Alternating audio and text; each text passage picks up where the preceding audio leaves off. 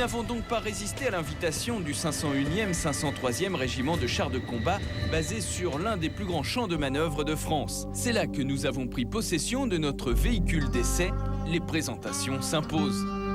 Un gros bébé de 56 tonnes en ordre de marche qui équipe l'armée de terre depuis près de 10 ans.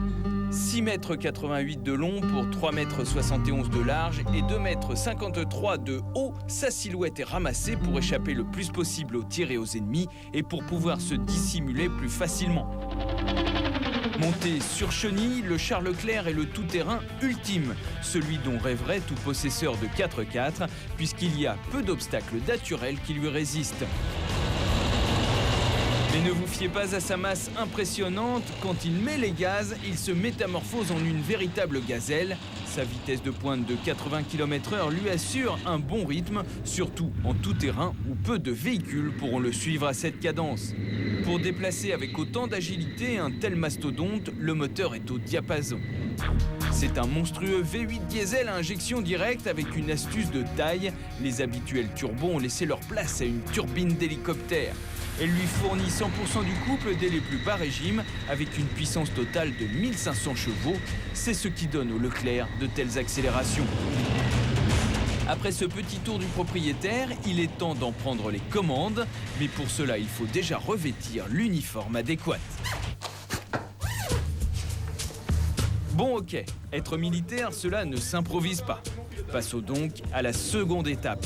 J'ai certes mon permis de conduire, mais pas de permis de char. J'ai donc dû me soumettre à une séance de simulateur pour un petit cours de pilotage inédit.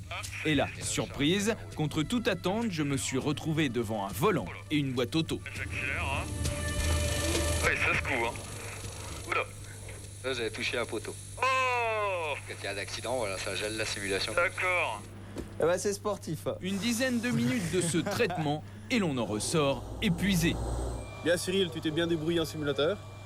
Maintenant, du concret. Ce char est à toi pour quelques minutes. Alors après la théorie, la pratique. Avec un premier challenge, réussir à prendre place sur le siège conducteur. Et au revoir, hein. Pas terrible l'habitabilité dans le Leclerc.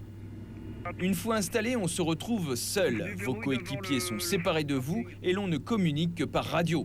Le contact est mis, le frein à main est enlevé, c'est parti. Le plus déroutant, c'est que vous ne disposez que d'un petit hublot vers l'avant et d'un autre vers l'avant droite et gauche. Pour les marches arrière, il faut se fier au chef de char qui vous guide par la radio. Faire un créneau dans ces conditions, c'est pas gagné.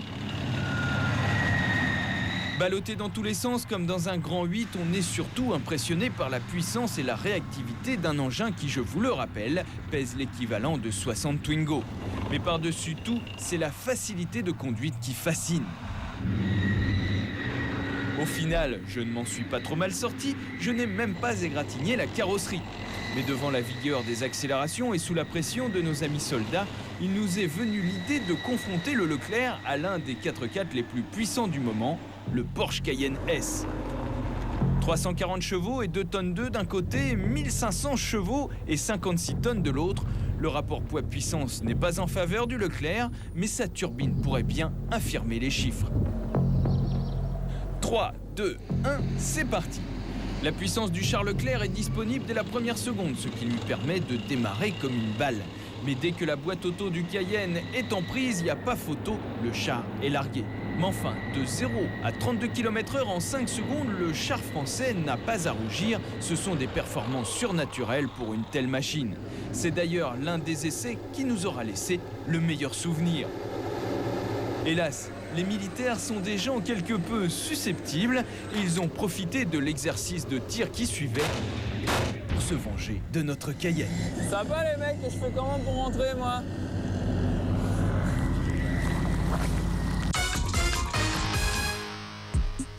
Alors pour ceux qui auraient pris Turbo en marche, je vous rappelle que nous sommes aujourd'hui au nord de la Grande Terre, autrement dit de la Nouvelle-Calédonie, que nous avons progressé